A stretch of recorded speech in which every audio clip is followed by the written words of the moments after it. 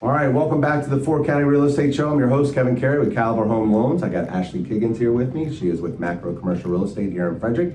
Thank you very much for being here. Thank you. So this is kind of a tail on to the last one that we just did about purchasing land, okay?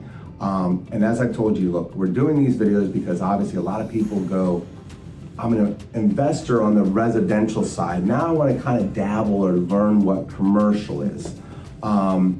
And we're going to talk about the huge difference between going under contract with a residential compared to going under contract with a commercial. Correct. Right? So correct me if I'm wrong. So on a residential side, which I already know, which is we go under contract, we're going, right? I've gone to see the house, I put my offer in, my contract gets accepted, I'm closing in 30, 45 days period, right? On the commercial side, you talked about a feasibility study. Whereas, so talk a little bit about, all right, I put an offer in and I want to secure the property, and then you can actually do more research, correct?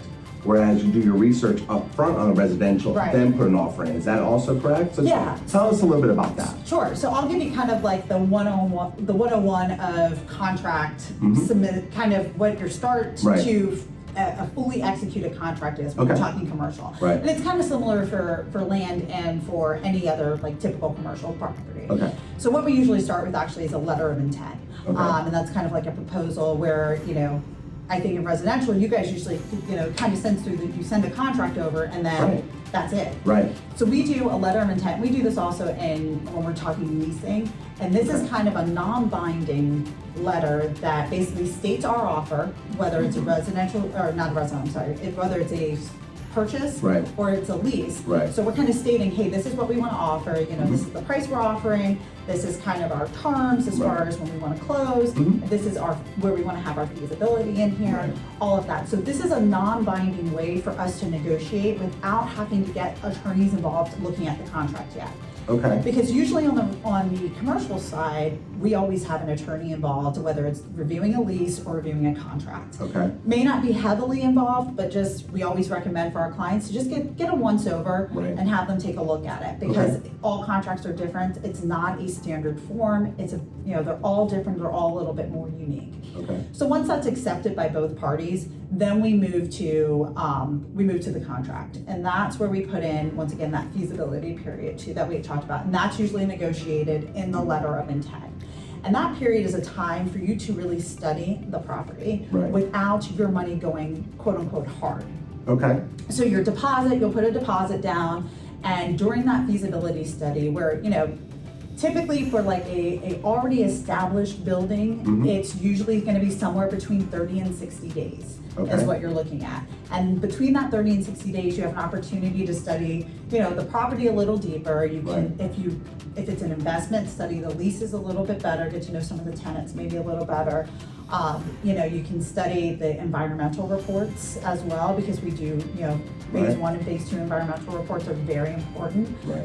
So you can study all of that stuff. And if for any reason during that time, whether it's something you found in one of the reports you didn't like, or even if you just said, you know what, I changed my mind, I really just don't want to, this is not going to be a good buy for me, I need to get out.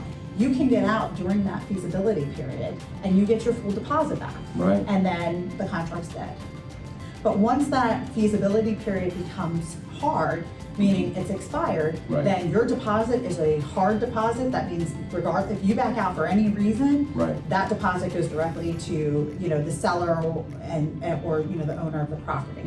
So in land deals, that feasibility can be much longer. I mean, usually you're talking, now we're looking at 120 days to sometimes over a year, depending on what you're trying to do. If you're looking to get all your approvals and everything before a year that happens, you can be in that feasibility period. Sorry, so if I'm hearing you correctly, the major difference between residential and commercial, well, there's major, there's so many, sorry, I didn't mean that, but one of them, when it comes to putting an offer in, on the residential side, I put an offer in, they accept it. If I back out because I just get cold feet, I lose what we call their EMD, earnest money deposit, right? On the commercial side, you're basically given anywhere from 30, 60, or a year out, depending what type of property you're looking to purchase, where if you don't like what you find or if you change your mind, you kind of, it's like a get out of jail free card. You can get out and get your money back and move on, correct? Correct. I mean, if there's something that where, you know, if you read that, once again, you read that environmental report and you find out that they have been burying, let's say, gas cans on the property for years, and, you know, very lightly burying them too, you know, and you went out and did that because you're not going to get your bank, if you're getting a lender, you're not going to get your bank approvals with that either. But yeah, if you find something in there that just makes you uncomfortable, that's your ability to walk out. If, you know, so that time is really, because there's a lot that you have to study sometimes with those things.